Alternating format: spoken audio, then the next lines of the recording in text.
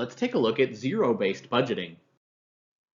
Problems of financing activities and evaluating their effectiveness are not confined to government. Business and industry have also had to confront these issues.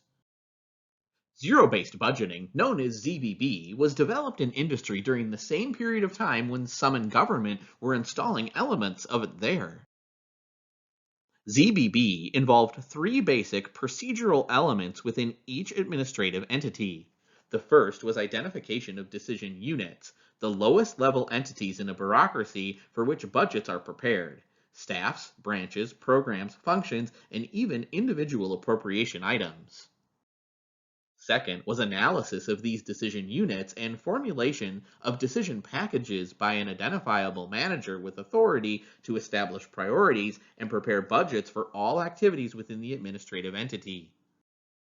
The third procedural element was ranking of decision packages from highest to lowest priority.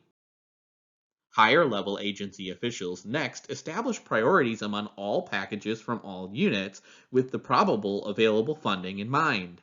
The highest priority packages that could be funded within the probable total dollar allocation then were included in the agency budget request.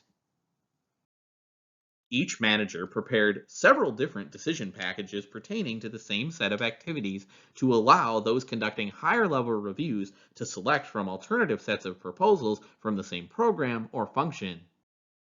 In practice, ZBB did not project budgetary allocations at zero before analysis of activities was begun or reallocate funds on a large scale from some policy areas to others.